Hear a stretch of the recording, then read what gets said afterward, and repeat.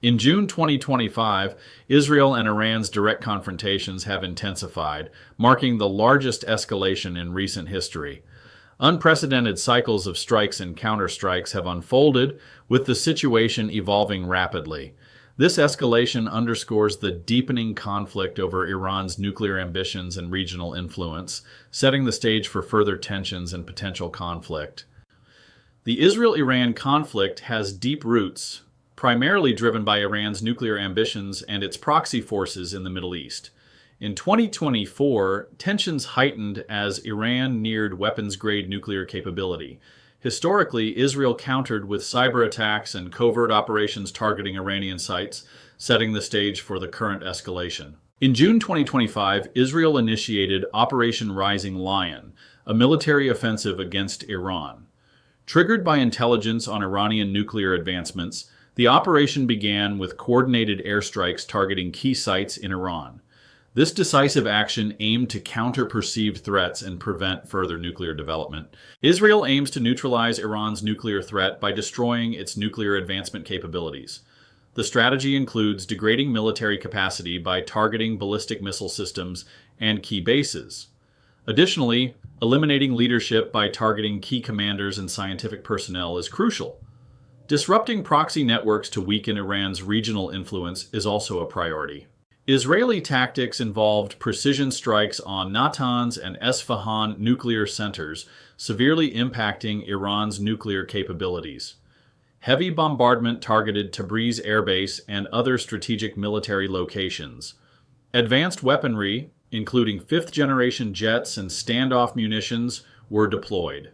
A decapitation strategy led to multiple senior officer casualties, disrupting leadership structures. Natanz's uranium enrichment facilities suffered severe damage, with underground centrifuge halls partially collapsed, halting operations. Esfahan's complex saw multiple buildings destroyed, compromising research facilities and causing secondary explosions. Tabriz military bases' runways were cratered, air defenses neutralized, and fuel storage ignited. Artesh Air Force assets were largely destroyed on the ground, with maintenance facilities targeted. The IRGC Aerospace Command suffered a critical blow with the loss of its commander and deputy in a precision strike. This has resulted in a leadership vacuum, with at least 6 senior officers confirmed dead. The rapid restructuring is causing operational confusion and delays, impacting Iran's military response capabilities. Amid leadership turmoil, a new Artesh commander is appointed and an emergency military council is formed, disrupting the chain of command. The Revolutionary Guard assumes a more prominent role in defense planning despite internal disagreements. The supreme leader promises a severe response to Israeli aggression, while the government emphasizes national unity, organizing public demonstrations in major cities. Operation True Promise III involved launching over 150 medium-range ballistic missiles targeting Israeli sites. Additionally, more than 100 attack drones were deployed in synchronized waves. The operation resulted in over 24 civilian casualties, with deaths and injuries reported across Israel. Iran's military strategy involves an initial missile barrage to overwhelm defenses, followed by drone swarms targeting exposed infrastructure. Cyber operations are launched simultaneously to disrupt command systems. This approach is complemented by a defensive posture, anticipating and preparing for potential retaliatory actions. Israeli air defenses intercepted numerous threats, successfully neutralizing many military targets. However, some missiles hit civilian areas, causing significant damage.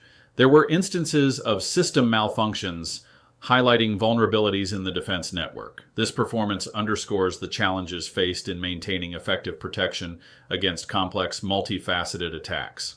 The conflict has led to significant humanitarian fallout.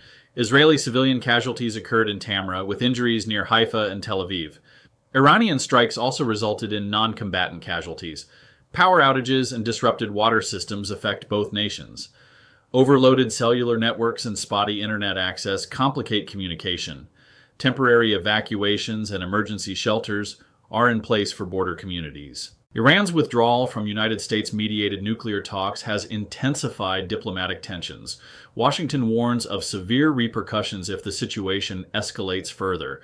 The Middle East and Persian Gulf are on heightened alert, reflecting the global unease surrounding these developments.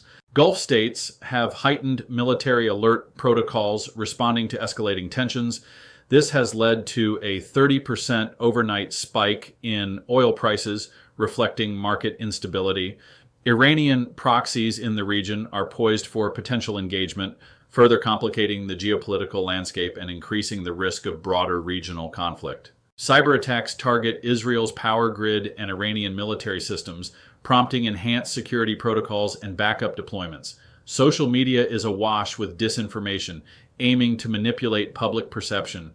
Psychological operations focus on civilian morale, with media outlets reporting conflicting casualty figures and damage assessments. Global powers, including the United States, European Union, and Russia, call for de-escalation amid rising tensions. Nations are readying evacuation plans for citizens in danger zones. Market volatility is evident with sharp fluctuations in insurance and stock markets. International flights are being rerouted, and shipping warnings have been issued, highlighting the widespread impact on global transportation. Missile and drone attacks pose significant risks, targeting population centers. Strikes on chemical or radiological facilities could lead to contamination. Resource disruptions may affect power, fuel, food, and water supplies. Civil unrest, including panic buying and social instability, often follows in affected areas, complicating survival efforts. Recent strikes highlight the need for rapid warning systems and reinforced shelters for missile threats. Air defense systems are 90% effective, yet breaches occur. Pre-planned evacuation routes are essential. Emergency radios ensure communication when networks fail, stockpile water, food, and medicine for at least 72 hours of self-sufficiency. Infrastructure faces multi-day disruptions. Ensure backup power and communication systems. Update nuclear, biological, and chemical protection protocols. Monitor news for cascading effects, both regionally and globally. Plan for supply chain disruptions and potential fuel shortages, ensuring resource availability. The situation is volatile, with potential for further escalation. Prepare for multiple attack waves and increased regional proxy involvement. We've entered an era of direct conventional attacks, evolving from shadow warfare. Adjust risk models as regional conflicts now have global impacts necessitating broader preparation.